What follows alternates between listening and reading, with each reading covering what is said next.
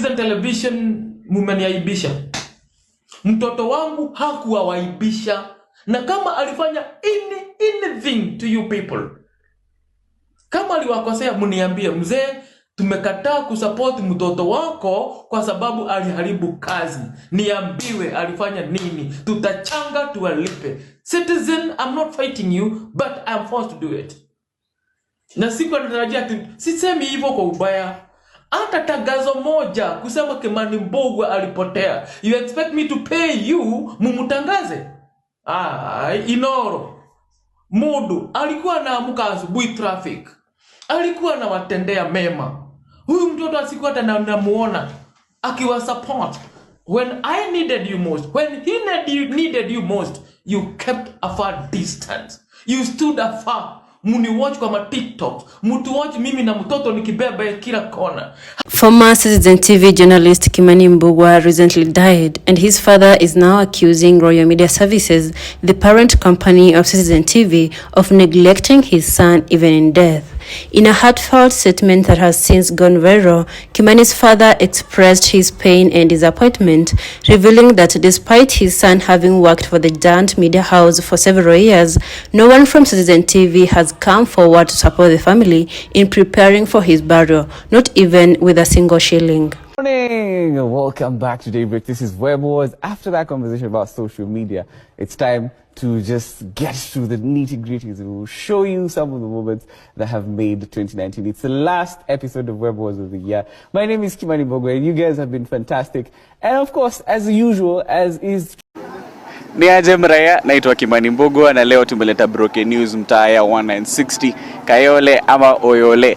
Wacha tuone kama mraya huku inajua capital city ya Kenya inaitwaje, ama tukichenjio swali kama bado watajua. Let's get it.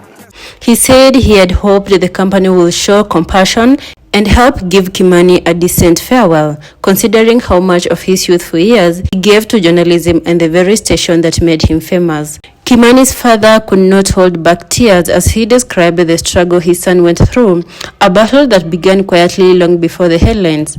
He revealed that Kimani's mental health challenges started while he was still employed at Citizen TV.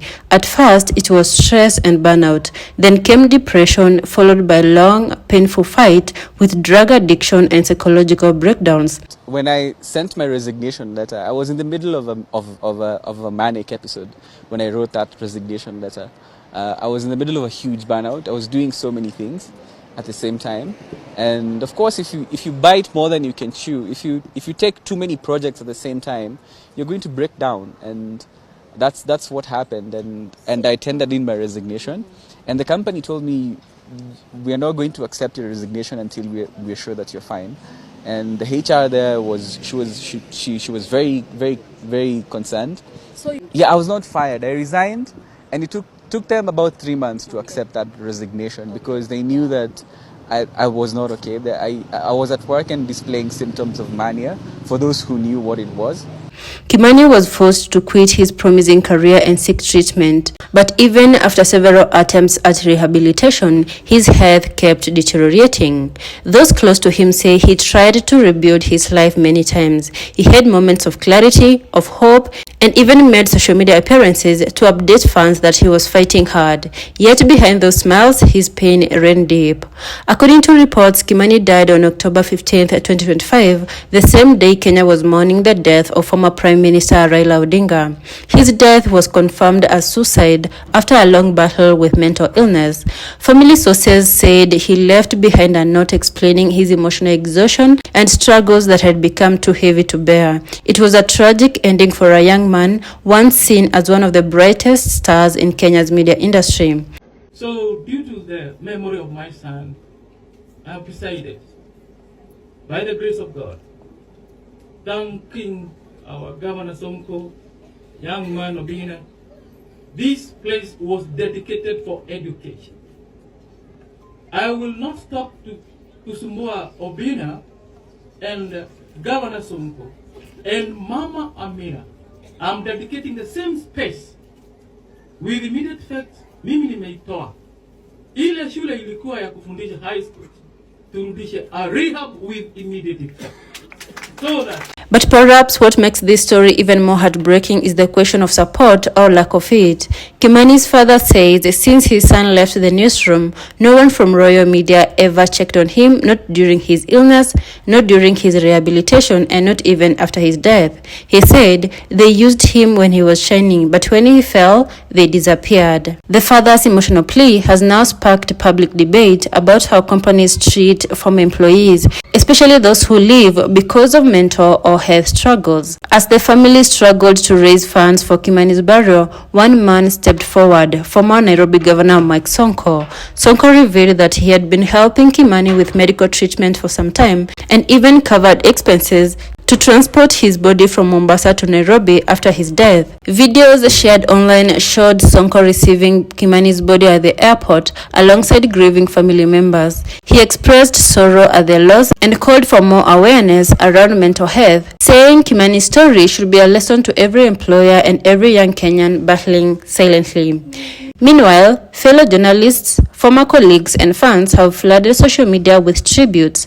Many described Kimani as brilliant, humble and deeply passionate about his work. They remembered his days anchoring youth programs, reporting lifestyle stories and inspiring a new generation of journalists. But others have also used his death to demand change, calling for better mental health support systems within newsrooms. Long hours and emotional burnout are common but rarely discussed.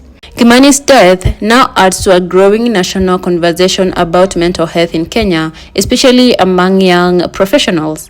Health experts say the signs were there, a talented young man slowly losing himself, asking for help that often came too late. Many have asked, what if he had received the right support earlier? What if the institutions he served had stood by him when he needed them most?